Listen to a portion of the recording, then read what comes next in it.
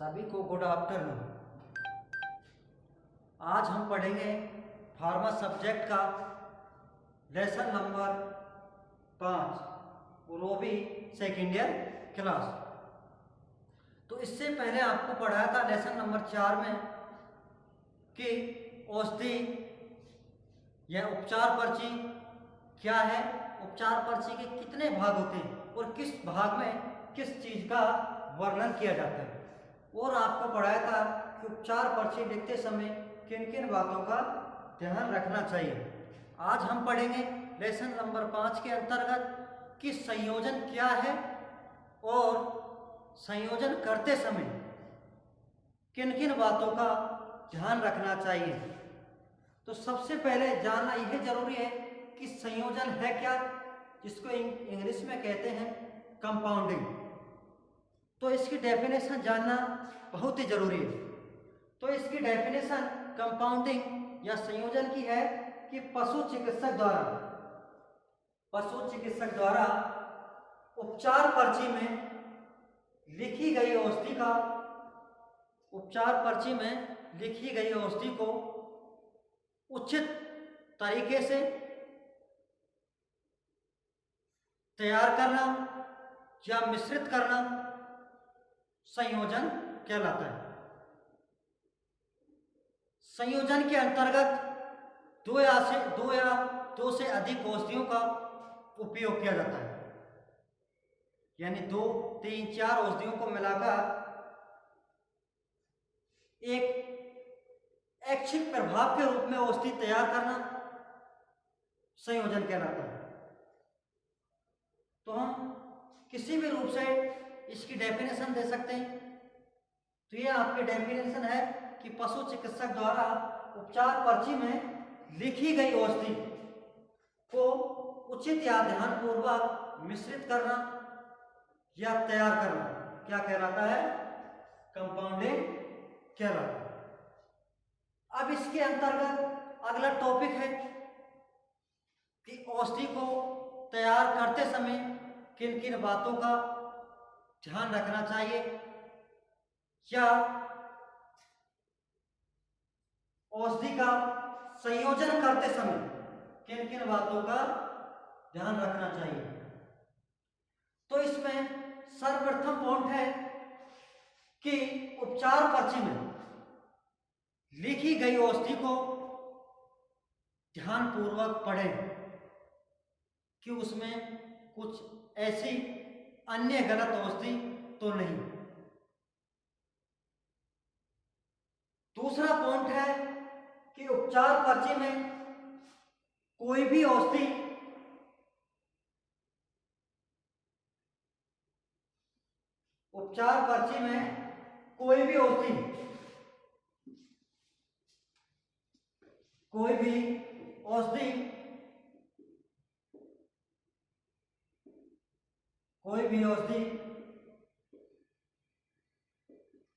लिखी है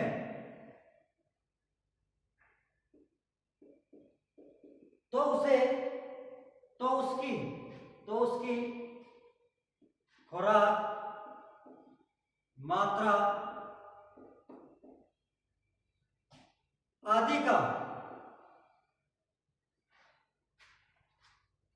ध्यानपूर्वक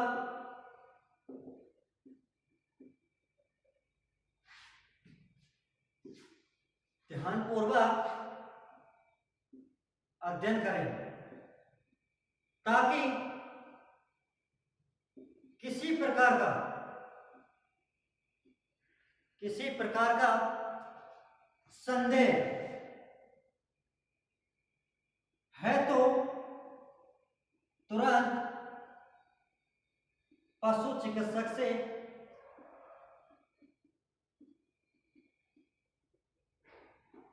संपर्क करें। यानी उपचार पर्ची में कोई भी औषधि लिखी है तो उस औषधि की मात्रा, खुराक आदि का ध्यानपूर्वक अध्ययन करें। यदि आपको उसमें किसी भी प्रकार का संदेह है तो आप तुरंत पशु चिकित्सक अधिकारी से या डॉक्टर जो भी है वहां पर उससे संपर्क करें और उस औषधि को सही तरीके से या उचित तरीके से संयोजन करें। अगला पॉइंट है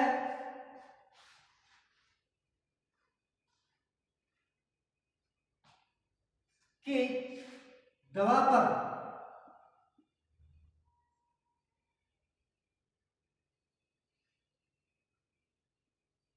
लगे लेबल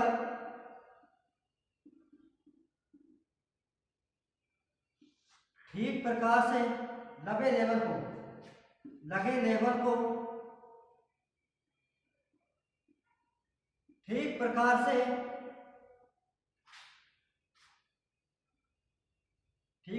से पढ़ें कि जब भी उपचार पर्ची में कोई भी औषधि लिखिए और उस औषधि को आप यूज कर रहे हैं तो उस औषधि के ऊपर जो भी लेबल लगा है उसको अच्छी तरीका से पढ़ें, किस पर किस तरह का लेबल है या किस कलर का लेबल है, इसकी क्या सावधानी है, तो उसको ध्यानपूर्वक पढ़ें। कि जैसे रेड कलर का लेबल एक पॉइजनिंग का रूप होती है कि वह औषधि पॉइजनिंग के रूप में संग्रहित होती है, तो आपको रेड कलर का लेबल उस पर लगा है तो उसको पॉइजन के हिसाब से काम ले। वे एक ध्यानपूर्वक पढ़ने की कामयाब चीज है। अगला है कि औषधि को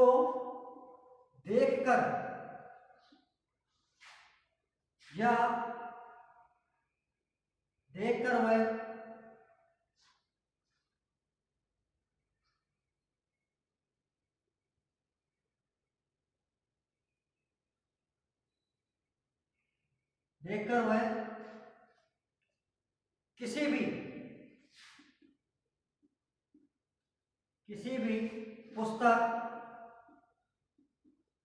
आदि के द्वारा जांच कर सकते हैं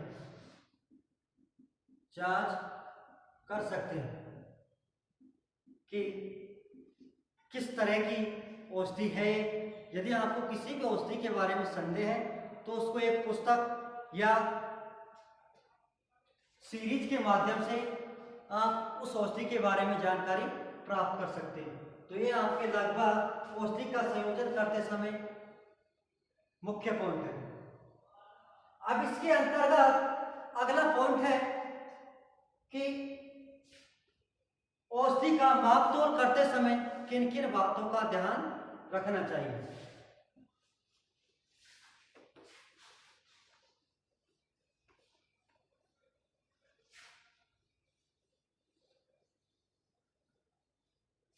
अगला पॉइंट है आपका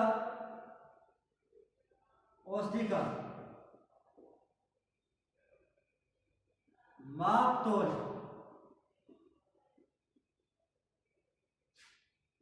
करते समय किन किन बातों का ध्यान रखना चाहिए।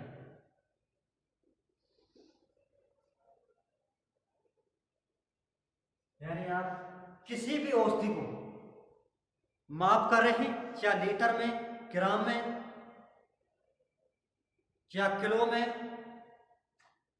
जिस तरह भी आप किसी औषधि का संयोजन कर रहे हैं तो उसके अंतर्गत आपको किन किन बातों का ध्यान रखना चाहिए। तो ये भी एक इम्पोर्टेंट पॉइंट है। तो इसमें सबसे पहले इम्पोर्टेंट पॉइंट यह है कि तराजू के अंतर्गत किसी प्रकार की पासिंग नहीं होनी चाहिए।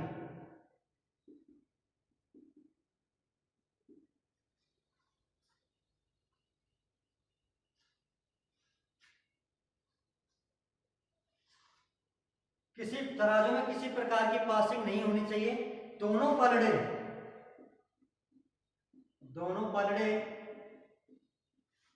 खाली होने चाहिए,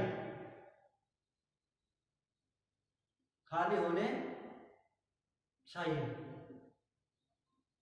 और तराजू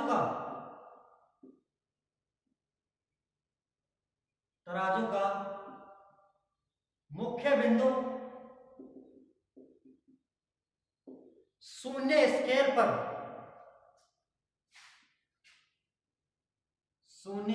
पर होना चाहिए।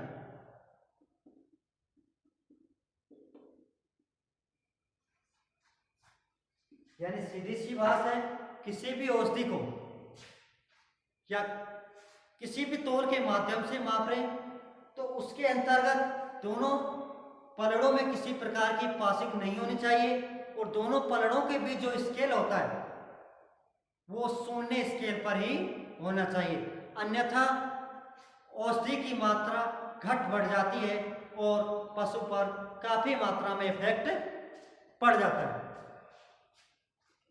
अगला पॉइंट है कि औषधि को सीधा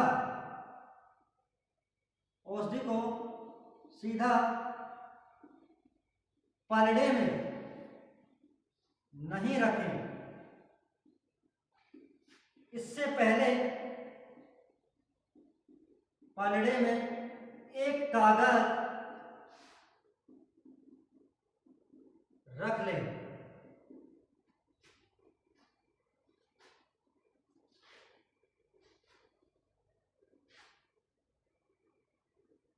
कागज रख लें, यानी कोई भी औषधि को आप तराजू के माध्यम से तोल रहे हैं तो उसमें पलड़े के अंदर एक कागज को रख लें ताकि औषधि का पलड़े के ऊपर कोई बिखराव ना हो।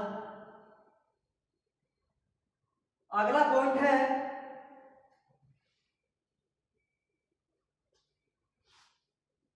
कि जब औषधि को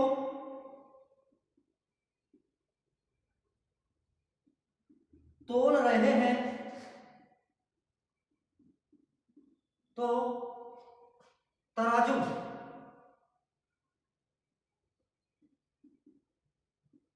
का स्केल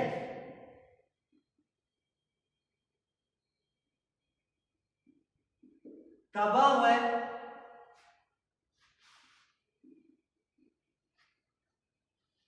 बाट या कह सकते हैं वजन के बराबर होना चाहिए।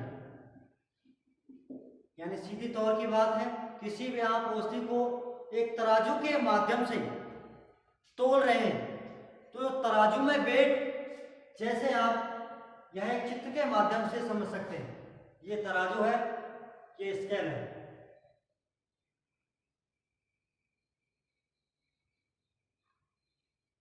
तो इसमें 500 ग्राम है का कोई वजन है तो इस पर कागज पर औषधि को 500 ग्राम उपयोग करके शून्य,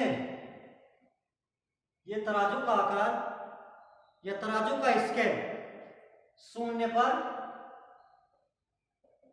होना चाहिए, तभी औषधि का वेट के अनुसार भार माना जाता है। अन्यथा औषधि की मात्रा घट बढ़ जाती है और पशु पर काफी इफेक्ट पड़ता है, या कई बार औषधि कम मात्रा में होने पर पशु पर असर नहीं करती।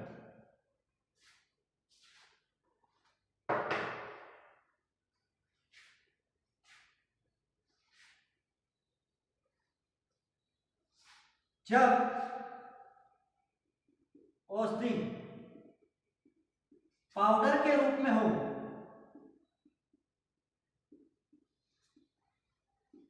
है तो आप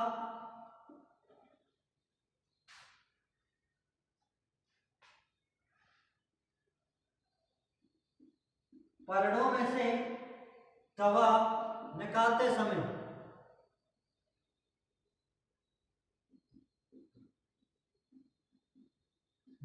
समय या डालते समय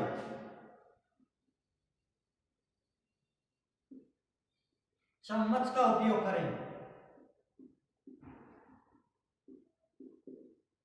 यानी जब औषधि को या औषधि पाउडर के रूप में है तो पलड़े में जब औषधि डाल रहे हैं तो चम्मच का उपयोग करें, ना कि आप हाथ से डालें। नहीं, कई बार रिएक्शन होने का डर होता है, तो हाथ से कभी भी औषधि को नहीं डालें। इसके अंतर्गत चम्मच का ही उपयोग करें। अब अगला पॉइंट है तराजू को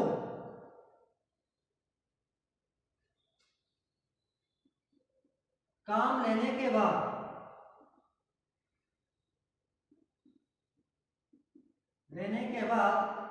साफ करके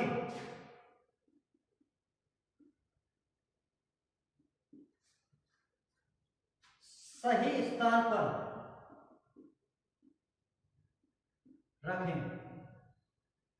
यानी जब आपने कंप्लीट औषधि को माप लिया है या तोल लिया है, उसके बाद तराजू के पलड़ों को साफ करके एक सही स्थान पर रखें। क्योंकि कई बार पलड़े को गलत जगह पर रखने पर किसी कारणवश तराजू के पलड़े साफ नहीं हुए या कुछ मात्रा में दवा रहेगी तो किसी कारणवश कोई व्यक्ति तो नहीं, कोई बच्चा या जानवर उसको चाट ले तो काफी गंभीर अवस्था में पशु पहुंच जाता है। तो ये लगभग आपके 5 पाउंड औषधि को माप तोल करते समय ध्यान रखने के हैं।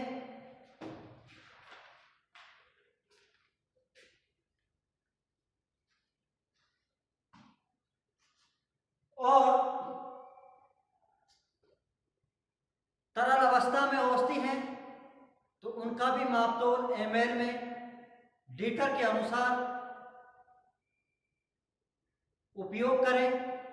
या किसी भी उपकरण का उपयोग आप कर रहे हैं तो उसको तरल रूप में करें, तो किसी कारणवश से बूंद उस पर लगी रहती है तो उसको अच्छी तरीका से साफ सुथरे कपड़े से उसकी बूंदों को पोंछें और दोबारा यूज कर सकते हैं। तो ये आज आपके 2 या 3 टॉपिक है। तो आज के लिए इतना ही काफी है कि कंपाउंड्री क्या है या संयोजन क्या है, संयोजन करते समय किन किन बातों का ध्यान रखना चाहिए और औषधि का मापतोल करते समय किन किन बातों का ध्यान रखना चाहिए, ये आज आपको जानकारी दी। आज के लिए इतना ही काफी है। सभी को वेलकम। Thank you.